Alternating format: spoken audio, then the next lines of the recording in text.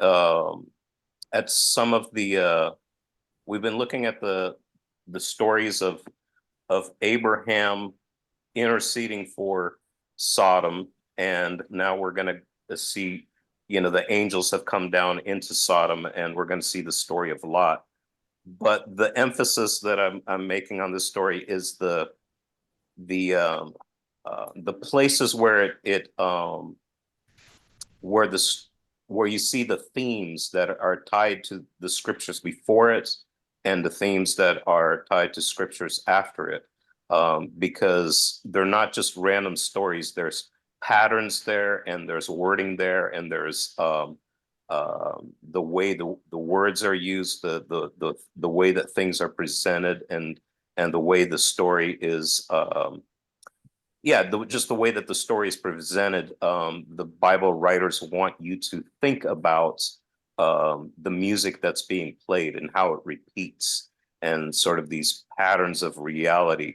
Um, I heard somebody say today that, or they were just pointing out that when we're talking about the Torah, a lot of times what we think and the way that it's been translated, I think, unfortunately, is just law, because Torah means teaching. And if you're talking about the Torah, you're not just talking about, the Ten Commandments and the things that were instructed. That's actually part of the story, and that is the covenants that was given with Israel. But the entire first five books of the Bible is called the story, and it's called the Torah, and it's between the instructions that were given to Israel and all those things. It's also the stories that tell you about reality and how to live. So it's not about, and these stories aren't just coming out in your face and saying, do this and don't do this. There are some things that aren't even really answered, but you have to stop and think about them. And you end up thinking about them each time you go through the stories, and you'll find layers of things in them, layers of meanings. They're very rich and dense stories, and they talk to each other. I've heard somebody describe it as that these stories they're hyperlinked. And so that's kind of the approach that I've taken to this. So today we're going to be talking about Lot, the Exodus, and Strange Flesh, which is a bit clickbaity. Okay, I'll admit that. But they are the three different topics that we'll get into today. This art is kind of interesting to me. I always like picking out art that's pertains to the story. I don't know why you always have to have these angels that look like, they kind of look fluffy to me, but I, of course, they've got the wings, to kind of distinguish them as angels, but I think they would have just appeared as men. But of course, just to kind of refresh you with the story from here on out, is that the angels have come down because they are sent to destroy the city, and Lot, before they get into the city, Lot says, "No, come and stay at my house." But the men of the city come out and want to have sex with these angels, and then Lot says, "No, take my daughters instead," which is a weird, kind of disgusting thing in itself.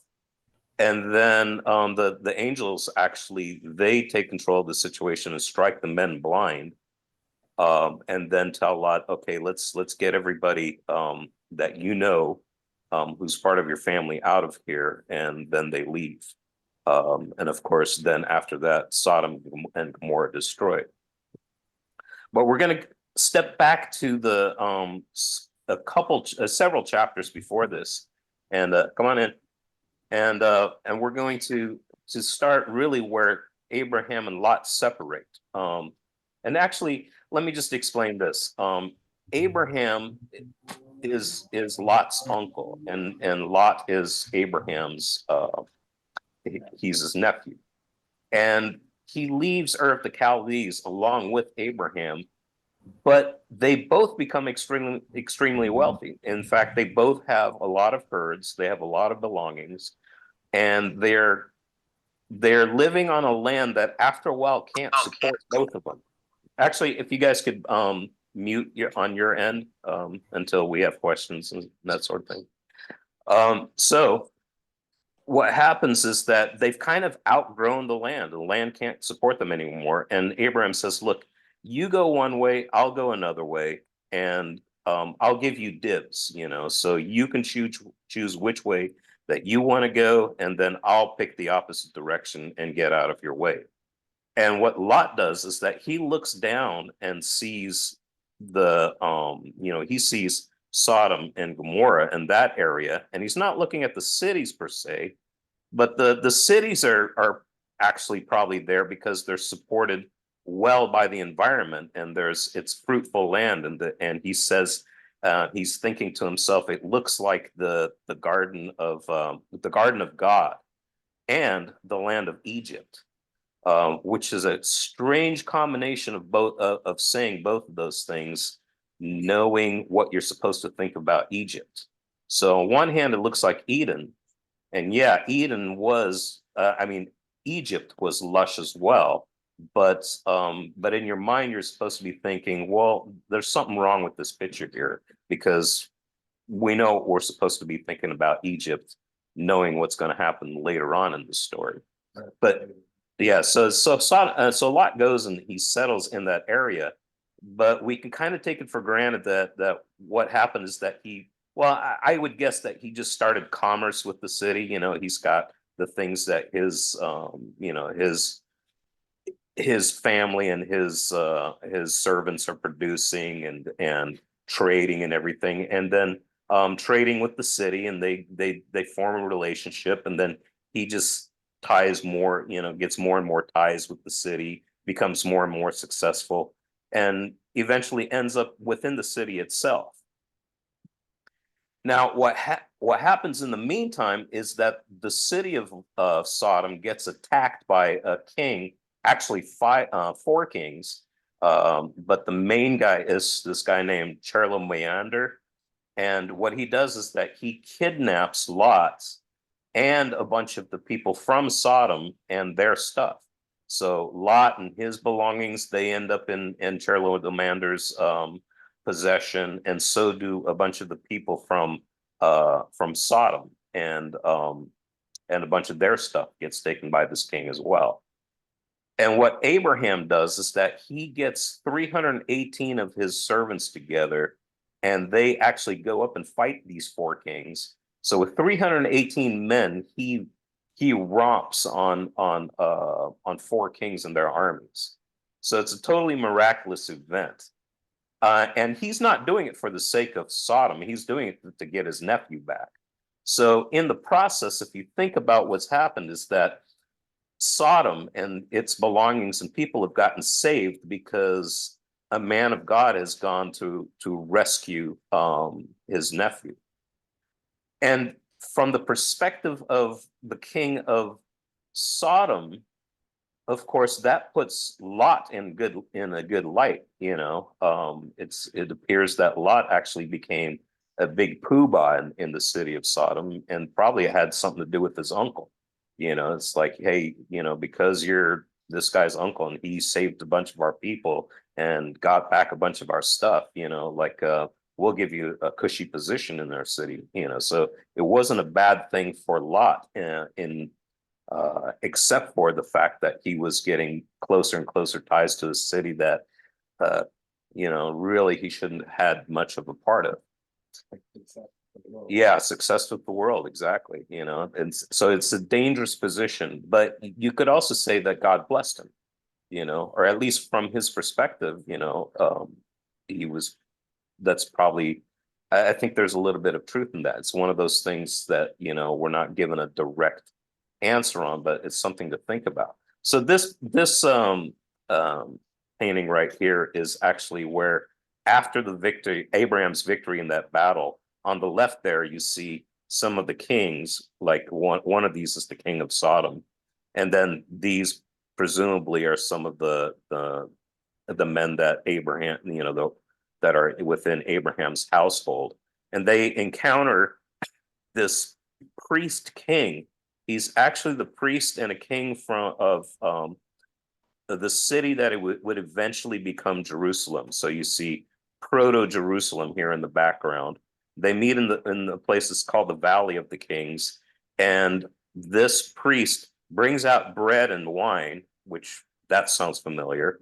So essentially, he's giving them communion, and Abraham gives him a tithes of everything he has. Now, if you think about what Abraham's giving him, he's not, I don't think he's handing over Lot's stuff.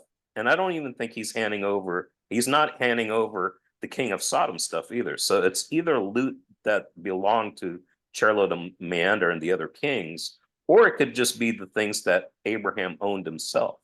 So he's just giving him a tithe because he's finally met somebody who's acting as a priest to him. And of course, Melchizedek becomes sort of he's a type of Christ later in Scripture. But yeah, just to kind of emphasize again that well, Abraham will not take anything from the king of the king of Sodom. The king of Sodom says, "Hey, you got our people back, you got our stuff back. I'll tell you what, keep all of the stuff that you rescued from our city.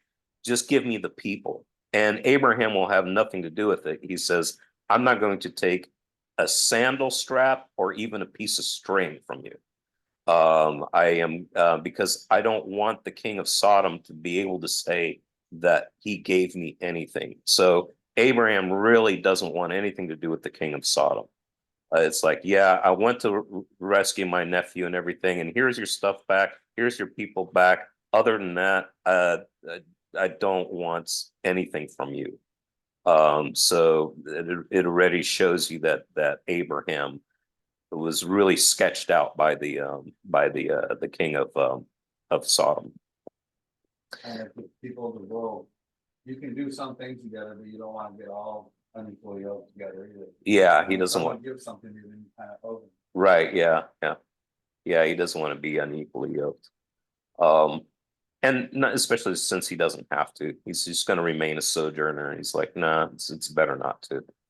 So where we left off is that an outcry against Sodom and Gomorrah has gone up to heaven, and the Lord and two angels have come to investigate with the intent of destroying the two cities.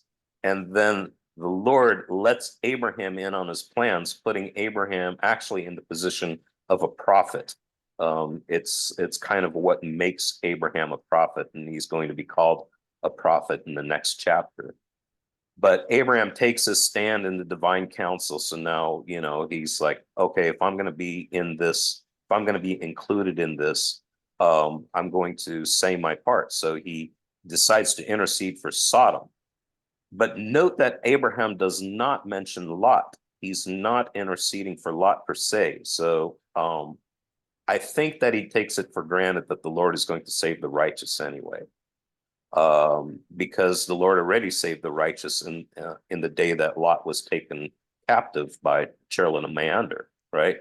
So what he's doing this time around is he's actually trying to save the city on behalf of the righteous.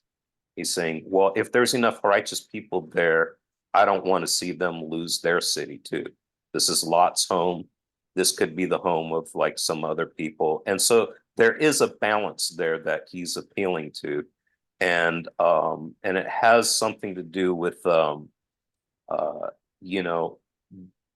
the sake of the righteous people, let's say in our country, that we want blessings on the United States and we want God to preserve or protect it, if for nobody else, but for the people who recognize God and serve God, right?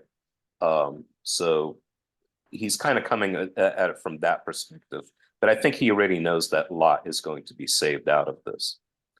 And in the meantime, while he's having this meeting with Christ, actually, the two angels have gone down to Sodom, and they're going to check things out there.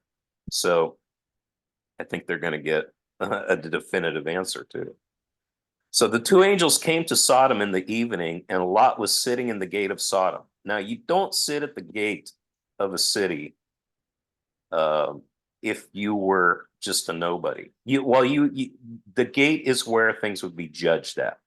So you were either in a judging position, um, you know, handling disputes, or, okay, well, you had, making sure that people were bringing their legal things to you, or you were there to conduct business with the judge, so you had a complaint about it.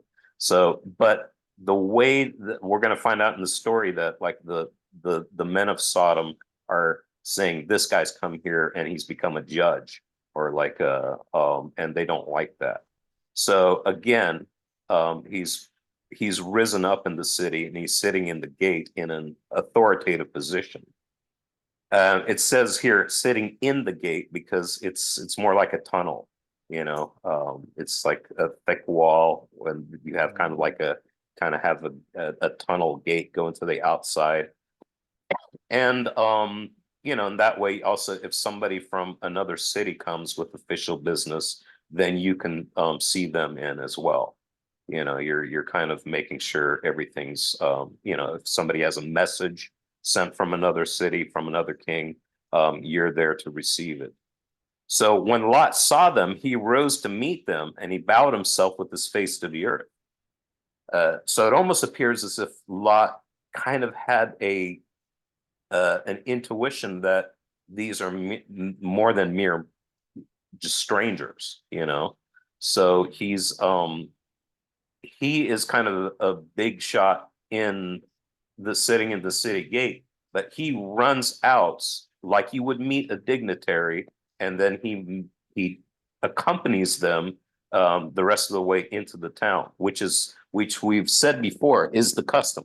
So if somebody important is coming to your city, you make sure that you meet them, and then you accompany them the rest of the way, which we're going to do when or those who are alive when Christ comes to judge the earth.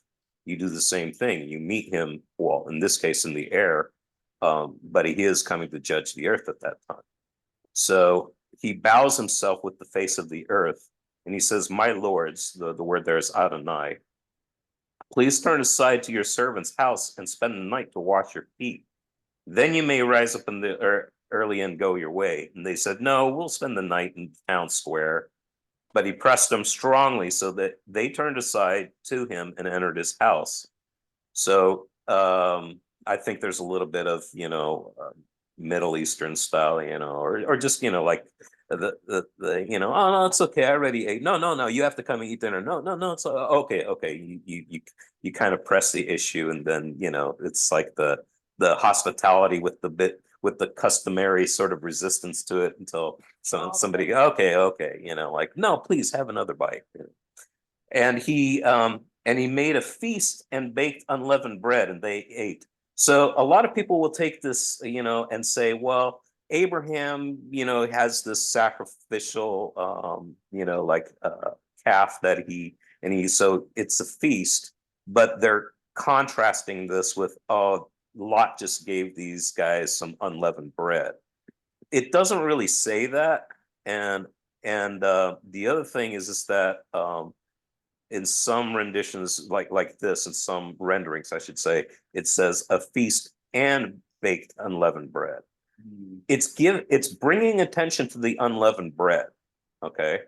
And this is why. Because it's looking forward to the feast of unleavened bread. I mean, you've got the same words there, feast and unleavened bread. And this is looking forward to the Passover. Because what's going to happen is it's going to be sort of a Passover / Exodus scene. You could say even that the Passover and the escape from Egypt looks back on this story. But in any case, this is looking forward to the story of the Passover. And the Israelites in Egypt were to eat unleavened bread when they were about to flee Egypt in haste. And as a memorial to that event, Israel was instructed to celebrate the Feast of Unleavened Bread every year. So that's what's being pointed to here. Lot and his family, they're going to be making their exodus. And on the eve of that exodus, their doorway, in kind of the same way as the Passover, is going to be protected.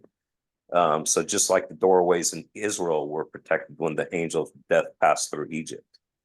So he's got, you've got the angels protecting it, in the end, you've got the angels protecting the door of Lot. It's also looking back to when God sealed the door behind Noah and his family. But before they lay down, the men of the city, the men of Sodom, both young and old, all the people to the last man, surrounded the house, and they called to Lot, "Where are the men who came to you tonight? Bring them out to us so that we may know them." So it's not that they want to get acquainted with them, hey, let's get to know these guys. So obviously they want to have sex with them. Lot went out to meet the men at the entrance and shut the door after him and said, "I beg you, my brothers, do not act so wickedly." So he is, he knows that this is a bad thing. In fact, they know it's a very bad thing. And he says, "Behold, I have 2 daughters who have not known any man. They're virgins. Let me bring them out to you and do to them as you would please. Only do nothing to these men, for they have come under the shelter of my roof." So, yeah, on one hand, it is extreme hospitality. On the other hand, it's also very twisted. And so, yeah, these stories kind of like building up to Sodom and Gomorrah have also been very twisted and are just sketchy. And we're going to be looking at a couple of them. And one of them, for example, is, in Genesis 6, where the angels sleep with the daughters of men and they bear giants. And then you have something sketchy happening between Ham and Noah. There's a little bit more to him seeing his father, just seeing his father naked visually or something like that. That's a difficult passage to kind of like unwind. But you also have later on that Lot's daughters are going to have sex with him, and you're really supposed to. I think I'm always thinking, well, the story right after this story is where Abraham says, like, well, Sarah, she's my sister, and she almost like ends up being, like sleeping with some other guy or whatever, because of this, and then does turn out that she is his half sister. It's like, wait, he married his half sister. The Bible's not telling you any of this is cool. It's not. Yeah, right. Like I said, this is much Torah, what we would call law, as anything else. It's there to reflect on and see that David was doing things, and maybe the Lord didn't get on his case directly, but you find out that his family ended up really messed up because of those things. So these are all things that are kind of twisted, and later on when you read Leviticus, it's going to tell you, don't do this and don't do this and don't do this and don't do this, and you're going, yeah, these are all things that have happened before, and even by people who were righteous in the sense that they had a relationship with God, So anyway, this story is connected to Genesis 6. This is why, and we're going to spend a little bit of time here because it's something that kind of like goes over a lot of people's heads. When so in Genesis 6, this is where angels had sex with human women. Right now, like in the Lot story, you have this situation where humans are trying to have sex with angels. So those stories are kind of talking to each other. And the way that the New Testament writers will reflect on them is that they're going to lump them together as examples. So Jude does this and First Peter does this. So I'll show you those here in the next couple slides, but let's look at Genesis 6 first. It says, when man began to multiply on the face of the land and daughters were born to them, the sons of God, Bene Ha Elohim, in other words, angels, saw that the daughters of man were attractive, and they took as their wives any that they chose. Then the Lord said, my spirit shall not abide in man forever, for he is flesh. His days shall be 120 years. So this is all in the buildup of the Noah's flood, right? It's not just that people were twisted, it's that there was a rebellion in the heavenlies as well.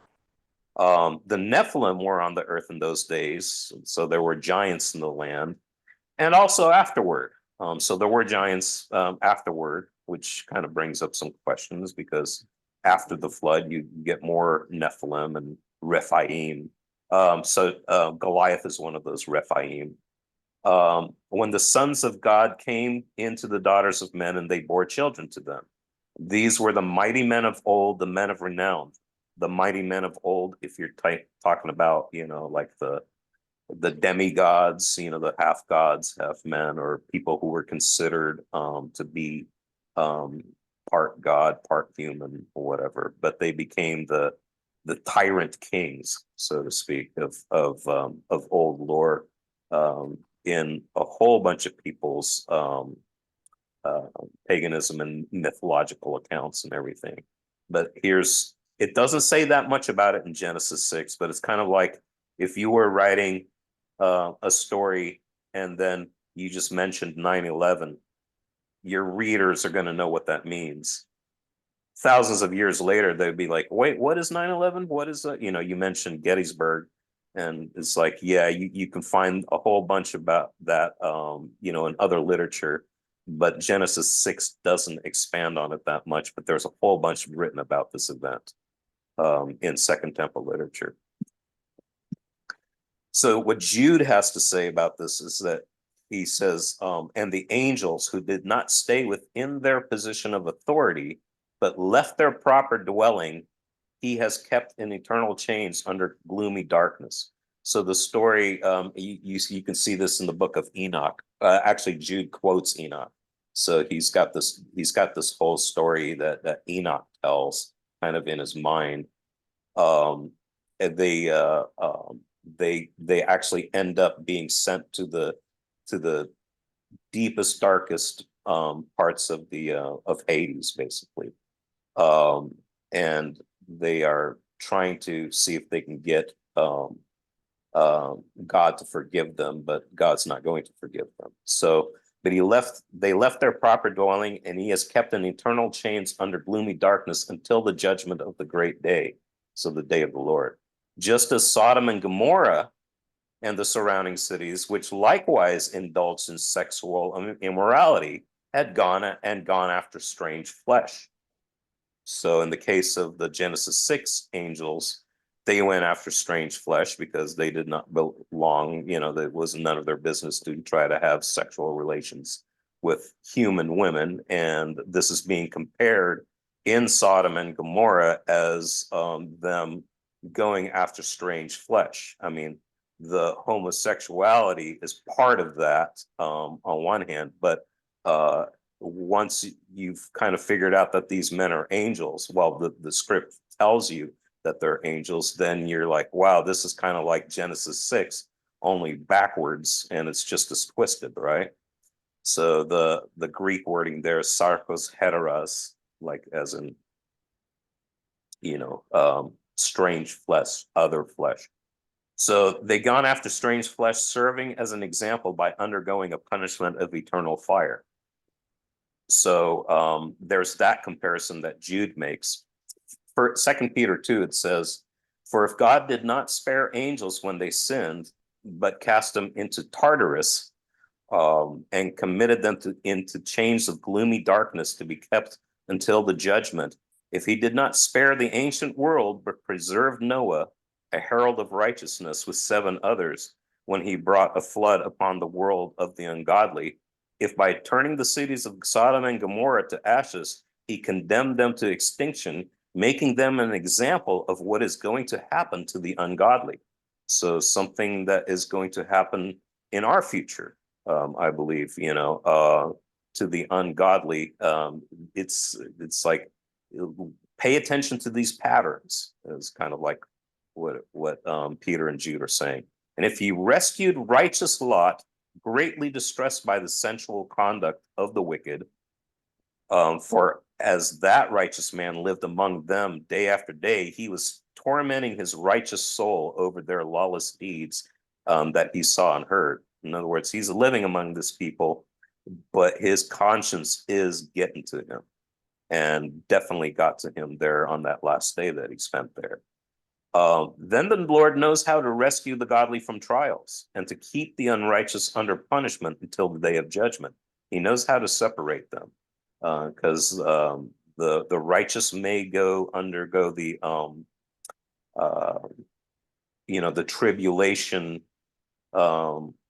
tribulation caused by people who are ungodly, but God is going to keep the righteous from tribulation that he's going to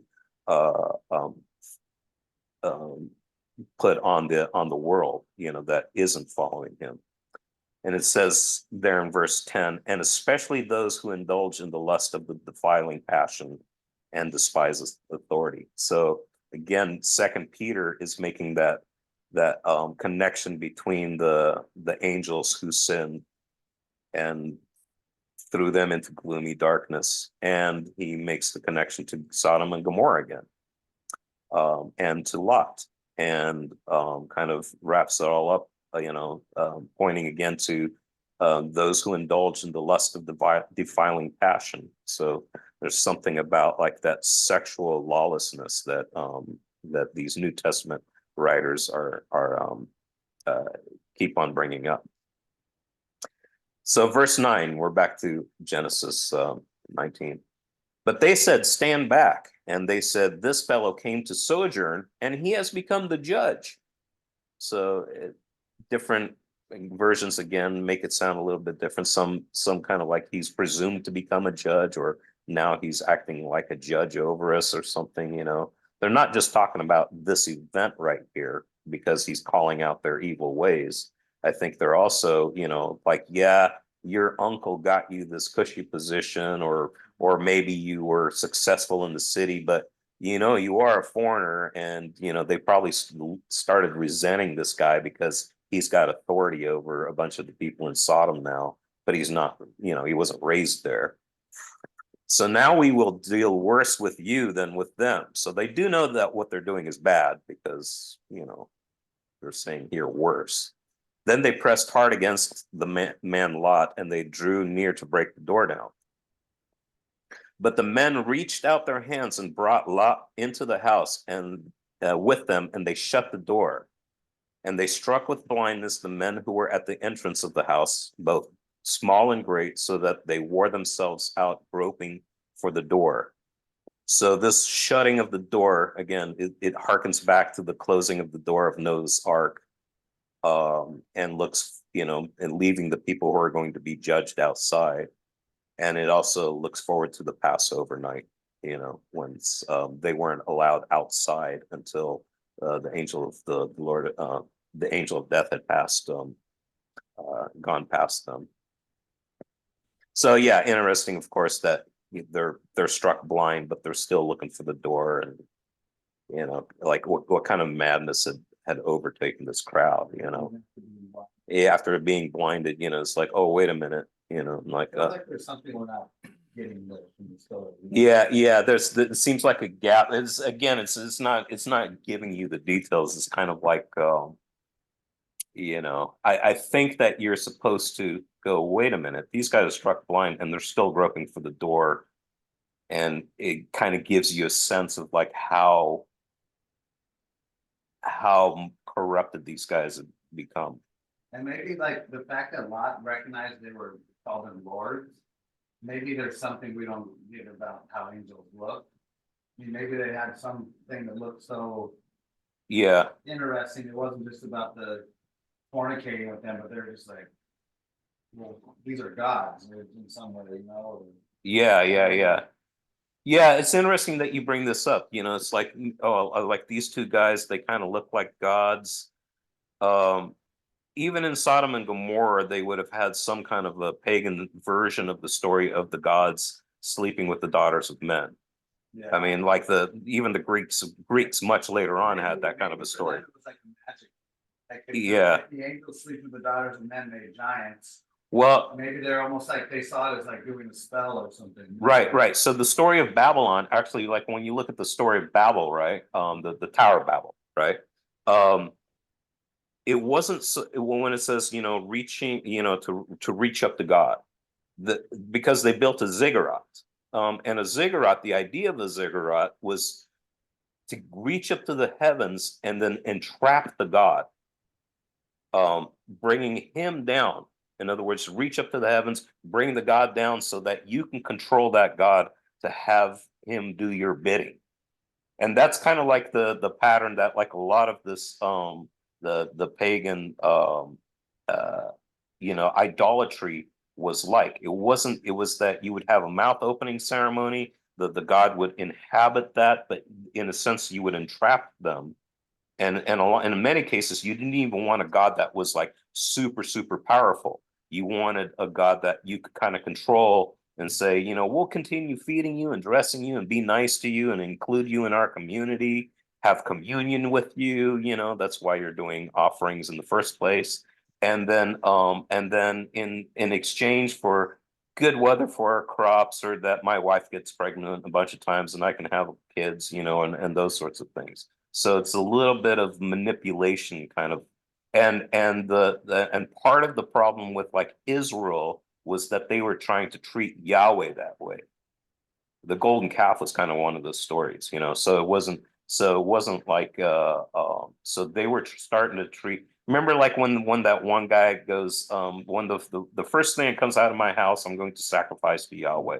Well, because he was treating Yahweh like Yahweh was a pagan god or something like that, and Yahweh is part of his laws to the Israelites, like don't treat me like the pagan gods. I'm nothing like them, you know. So yeah, that's kind of a nuance that's there. So I don't know, that I haven't thought of it that way. Maybe they were like, well, you know, the gods came down and we had the Apkallu, or the, you know, or like the other mighty men. Maybe we can have offspring of our own with the gods.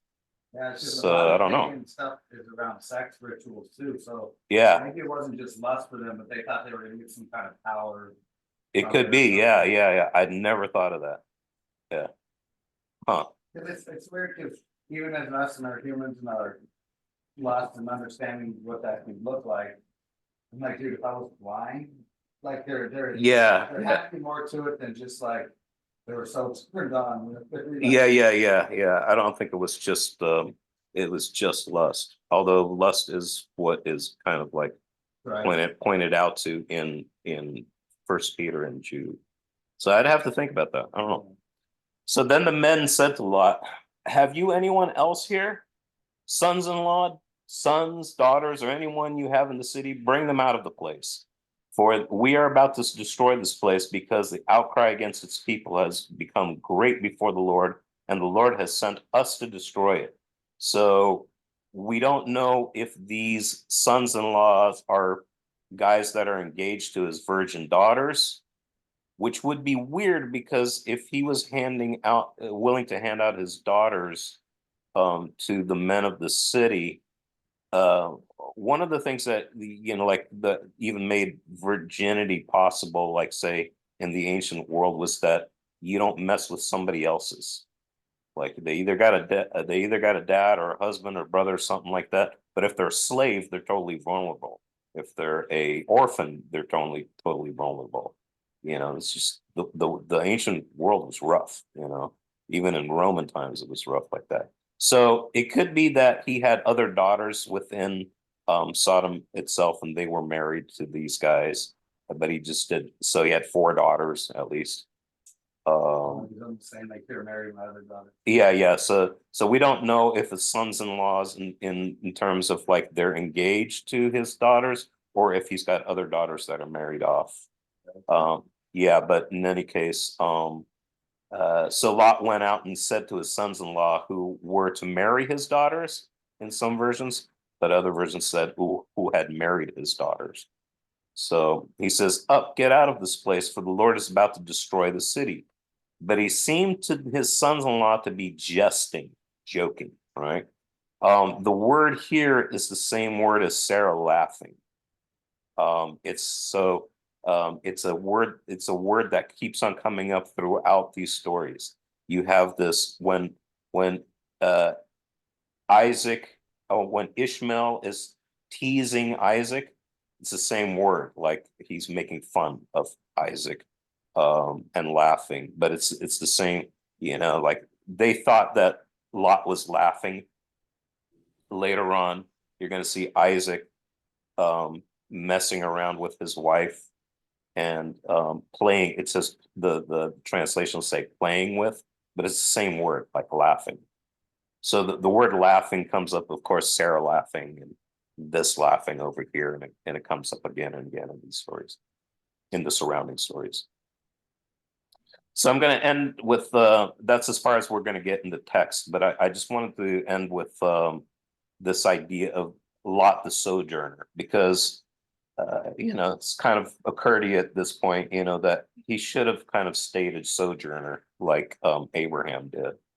And that he should have, instead of getting tied with, Well, he should have stayed. he should have remained a sojourner, yeah. Because he was a sojourner and God had blessed him greatly as a sojourner. So there's a theme here that you see, and you have sojourners and city dwellers throughout scriptures. Cities in general in the scripture have a bad name. So that goes all the way back to Cain. When Cain builds the first city, it's called wandering. He's like, I'm going to be a wanderer on the earth because I'm cursed. But ironically, he builds a city. So you're like, well, Cain ends up really settled, right? But the place itself is called wandering. And it kind of makes you think that, it's the truth too. You have these big cities, these settlements, these these things that men have built, and they're full of wanderers, people who are lost, totally lost, wandering the earth. They might have everything that they need in the city physically or whatever, or maybe they don't. It's also in a very oppressive place a lot of times too. But they're wandering, a city called wandering. But the archetypal city of man becomes Babylon. Babylon becomes the emblem of all of man's civilization organization. It becomes the emblem of the world. So it's the organization of man without or against God. It's their idea of how we're going to control things and organize things and the civilizations that we're going to build. It starts off with the Tower of Babel, and then the city becomes, years and years later, becomes the city Babylon. It's the archetypal kind of city in the Bible. God redeems the city though, because you're reading all about these bad cities until you get to the idea of Jerusalem, and God redeems the city through the city not built by human hands, which is the New Jerusalem or the heavenly Jerusalem. Because physically, or the worldly Jerusalem, it becomes corrupt as well. And it is actually nicknamed Babylon eventually. In the book of Revelation, it says the city called Egypt and Sodom. And the mystery Babylon at the end of it says where Christ was crucified. It's like, yeah, it's talking about Jerusalem. So physical earthly Jerusalem um, is called Babylon in the end, because it becomes another city that man has done his organized himself and in his own way. But that sojourning idea is the idea of the person of faith who considers themselves somebody who's not part of the system or the world system. So Abraham is kind of the penultimate, sort of sojourner. So following the Tower of Babylon story, and I always call it the Tower of Babylon story, Babylon, on purpose, just because it's the same word in Hebrew. But yeah, Bavel. But following the Tower of Babel story, God called Abraham. So it's the very next story that God calls Abraham out of Ur of the Chaldees. Chaldees means Babylon, basically. And by the way, when Abraham lived in Ur, there was another ziggurat being built. So he's being pulled from the same kind of situation. The nature of his sojourning life is emblematic of the life of faith itself. So here in Hebrews 11, it kind of summarizes this idea. It says, by faith, Abraham obeyed when he was called to go out to a place that he was to receive as an inheritance. And he went out not knowing where he was going. By faith, he went to live in the land of promise, as in a foreign land, living in tents with Isaac and Jacob, heirs with him of the same promise. For he was looking forward to the city that has foundations, whose designer and builder is God. Every city's got foundations, you might think, but the writer of Hebrews is saying, no, this has real foundations, and it's not built by human hands. And we're talking about, in Hebrews 12, he calls that city the New Jerusalem. So when you get to Revelation, it's the tale of two cities in a way. It becomes the city of the mystery Babylon versus the heavenly Jerusalem, who's the bride of Christ. So let's get back to Lot and the idea of the city of man. So God blessed Lot, like he blessed Abraham as a sojourner.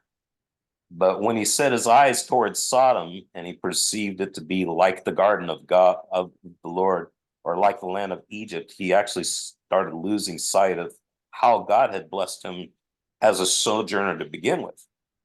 So it appears that God even lifted up Lot within the city itself. God can lift you up in Sodom. God can lift you up in Babylon or in Egypt. So we'd say the same sort of thing. Yeah.